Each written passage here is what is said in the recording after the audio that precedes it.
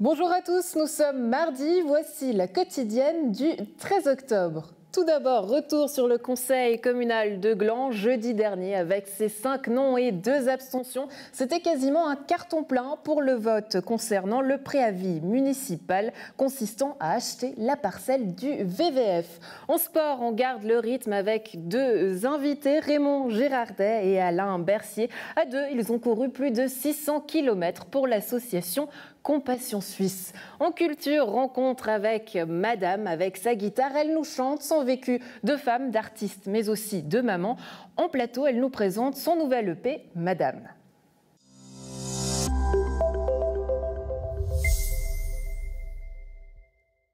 Gland s'offre la parcelle du VVF. Jeudi dernier, lors du conseil communal de Gland, Gland a accepté le préavis municipal consistant à acheter la parcelle dite du VVF pour un peu plus de 17 millions de francs. Reste désormais pour l'exécutif glandois proposer un projet pour l'affectation future de ces 2 bâtiments.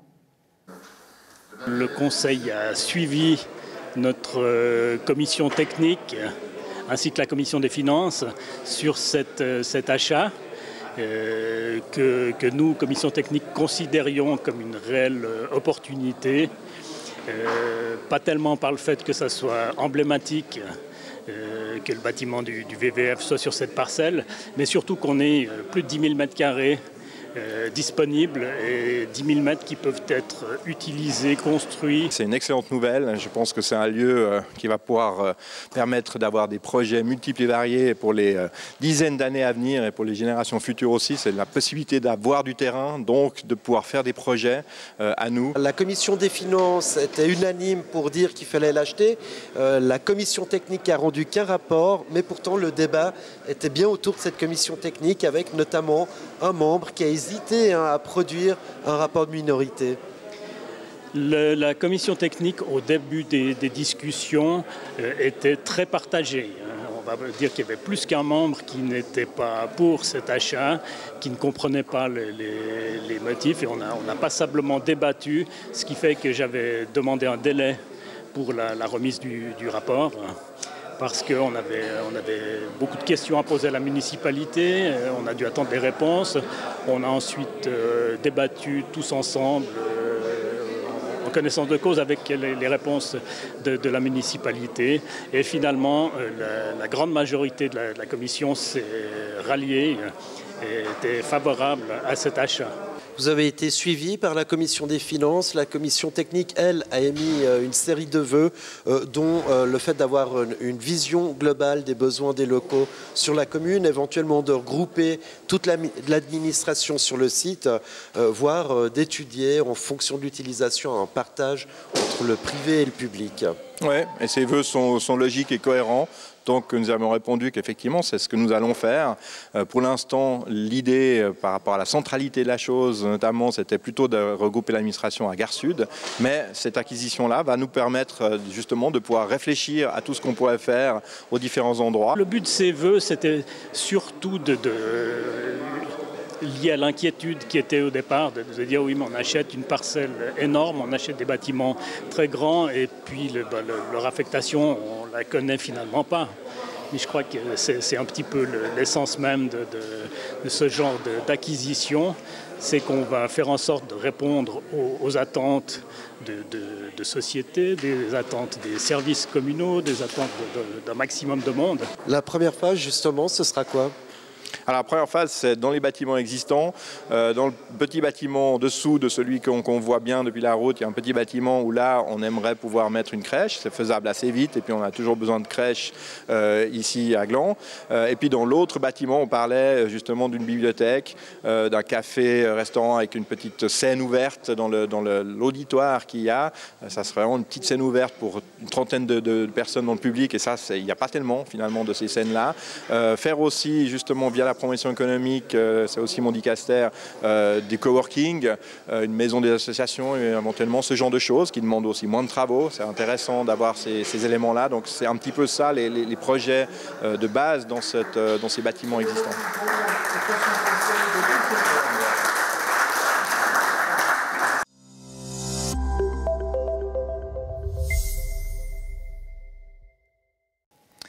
Les hommes que nous recevons aujourd'hui se sont lancés le défi de courir presque 700 km pour la bonne cause durant cet été.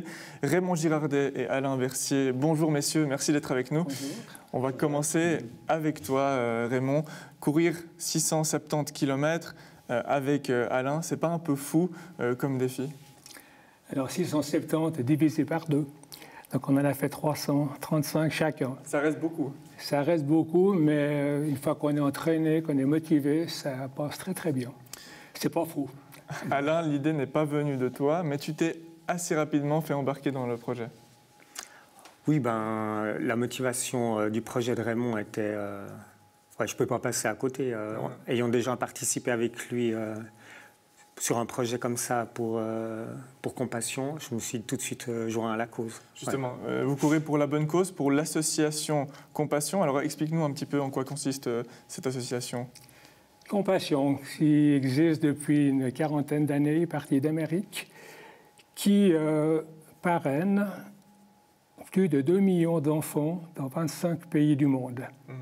C'est l'axe principal de travail de Compassion, mais à côté avec d'autres possibilités de soutenir, d'aider les enfants. Les fois précédentes, c'est la 3e fois que je fais un projet comme ça. La fois précédente pour creuser des puits, pour purifier de l'eau, ici pour installer des toilettes, des sanitaires pour les enfants. Donc c'est comme cela que c'est pour ça, disons, qu'on s'est engagé cette fois. Effectivement. Sans le projet, tu n'aurais peut-être pas couru cet énorme défi. Vous emportez fièrement le t-shirt de l'association et l'objectif, c'est de récolter quelques 20 000 francs. Alors où est-ce qu'on en est actuellement? Alors je dois avouer que ce n'est pas moi qui sais la réponse. C'est peut-être Raymond qui avance. Non, ce n'est pas exactement, on est bientôt à la moitié. Oui, bientôt à 10 000. Il y a encore du chemin à faire. Il y a encore du chemin à faire et il y a encore du chemin à parcourir aussi pour vous, puisque vous n'êtes pas arrivé au bout de vos peines, si j'ose parler ainsi. Donc les 670 km se divisaient sur 8 courses. Vous avez presque tout fait. Il reste juste le marathon de Lausanne qui aura lieu le 25 octobre. Alors comment se sont déroulées les 7 premières, les 600 et quelques premiers kilomètres? Alors, avec ce qu'on connaît actuellement, on a dû un petit peu... bricoler, naviguer comme on pouvait. Donc on a fait les 3 premières entre guillemets, courses qu'on devait faire entre nous deux, ce qui était une super expérience de pouvoir courir vraiment chaque pas, chaque mètre du sentier ensemble, accompagnés. Donc on a fait ça jusqu'au mois de juin. Et puis donc les 3 premières courses étaient annulées, mais vous les avez quand même faites. Comment ça se passe? On connaît le parcours par cœur? Alors, il y a des courses où c'est bien balisé, d'autres plus difficiles.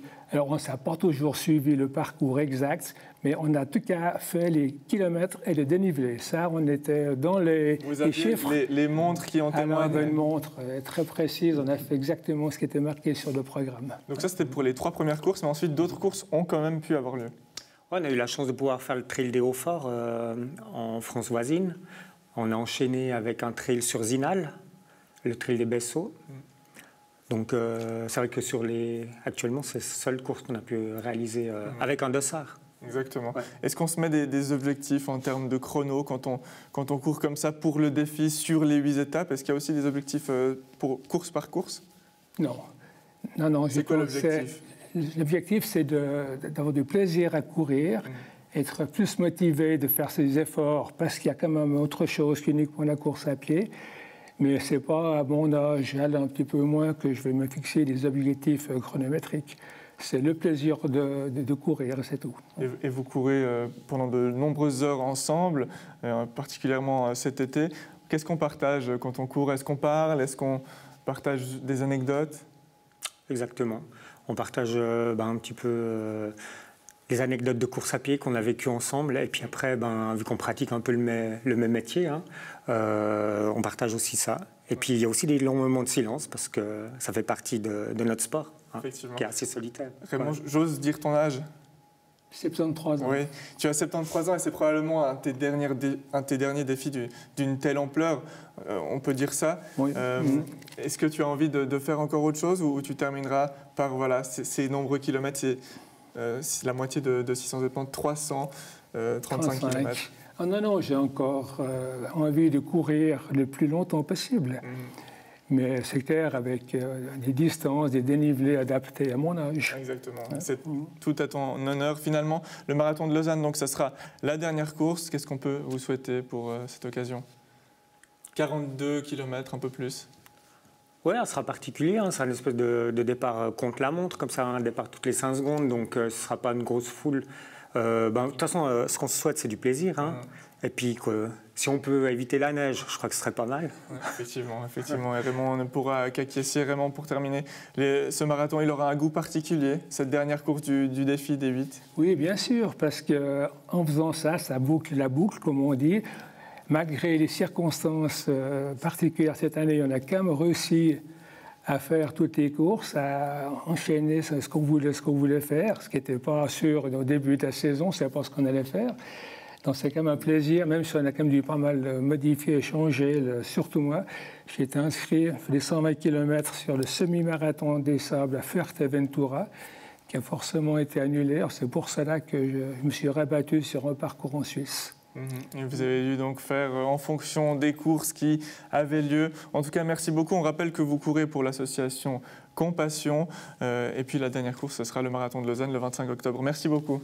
Merci. Merci.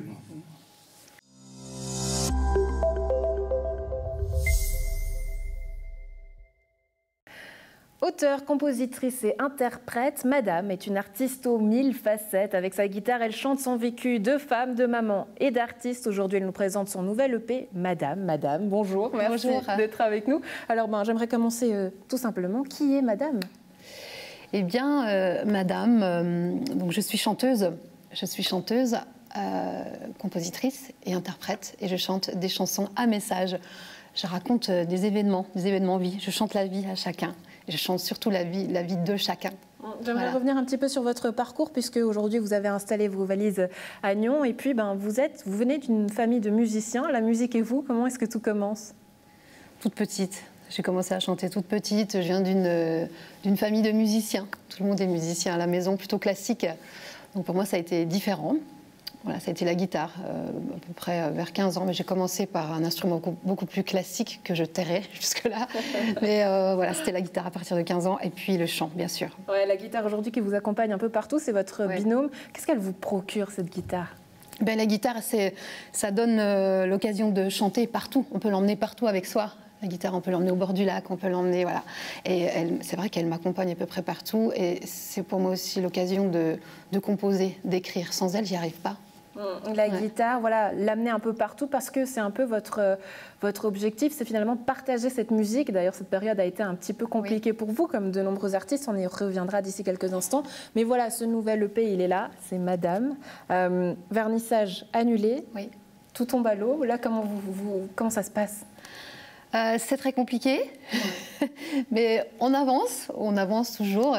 J'ai choisi de garder le contact avec ma communauté à travers les réseaux. J'ai composé une chanson aussi pendant cette période. Et puis, on s'est concentré sur ce qu'on allait faire après. On a pensé à la programmation pour l'été. Et puis, on s'est laissé un petit peu vivre. Voilà. On sait que c'est une situation compliquée et assez grave. Donc, on accepte et on avance. Ouais, ce nouveau titre, À distance, qu'est-ce qu'il raconte?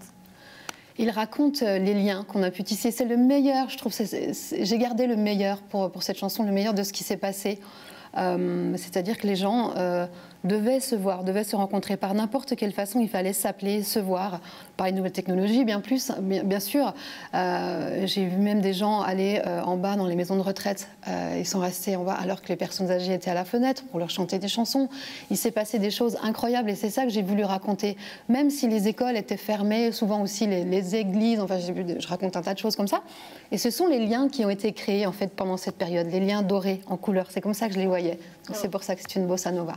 Et cette EP, il commence avec le single Grandir, qui est sorti en novembre 2019. Je vous propose qu'on regarde un extrait. Tête blonde, tête folle, boucle ronde, boucle d'or. Tes yeux ronds comme deux billes qui me fixent, qui m'épient. Petite main dans la mienne, tu me tiens en quarantaine.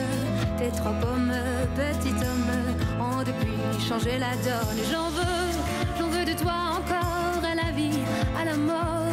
Plus tu grandis, tu m'oublies. J'en veux de toi pour toujours, à la vie, à l'amour, ton indépendance, double évident. Cille, tu t'éveilles, doucement t'émerveilles, lumière douce, doudou bleu, perdu dans tes cheveux. Tourne boule, je perds la mienne, toi tu tournes une mise en scène. Sur ta joue, une larme, puis ton rire après le drame. J'en veux de toi encore, à la vie, à la mort. Plus tu grandis, plus tu m'oublies. Voilà, on vient de voir ces images de grandir. Qu'est-ce que ça raconte? C'est finalement une chanson dédiée à votre enfant? Oui, à la base, c'était presque une berceuse que j'avais écrite comme ça, sans prétention. Et puis, je me suis vite rendu compte de l'effet qu'elle faisait sur les femmes, beaucoup sur les gens, surtout pour les personnes dont les enfants ont grandi, parce qu'eux savent ce que c'est que l'indépendance. Et donc, c'est une chanson dédiée à mon petit garçon qui grandit et qui m'a fait beaucoup grandir moi aussi. Ouais. Quelle madame est-ce que vous êtes auprès de lui? Ah, je suis sa maman. Ah ouais, je suis sa maman, maman poule, bien sûr. Ouais. Ouais. Enfin, multiples facettes, hein. C'est pour ça que j'y viens, parce que cette madame, finalement, elle se décline. Oui. Et on le voit, fin février, vous sortez un nouveau single, Cap 40. Et là, vous revendiquez véritablement quelque chose. C'est quoi le message derrière cette chanson? Alors, Cap 40, j'ai eu envie d'encourager. J'ai eu envie de dire qu'il fallait suivre ses envies, peu importe la condition, l'âge, le moment qui tu es. C'est important de suivre, à mon goût, voilà, mon avis à moi, c'est de suivre ses envies, d'avoir le courage d'aller au bout de ses rêves et de laisser personne nous en empêcher. Voilà, d'y croire, de rêver et d'oser surtout. Peu importe, 30 ans, 40 ans, peu importe le temps qui passe, c'est d'y aller, quoi. Finalement, c'est tout cette EP, madame, c'est un peu ce que vous racontez, c'est ce que vous venez de nous dire. Quels sont vos rêves? Qu'est-ce qu'on peut vous souhaiter par la suite? Voilà, des chansons, de la scène, voilà. Tout simplement. Ouais, et de la musique encore. Et on espère très vite des dates à nous annoncer. Madame, merci beaucoup d'avoir été avec nous et bonne suite à vous. Merci beaucoup.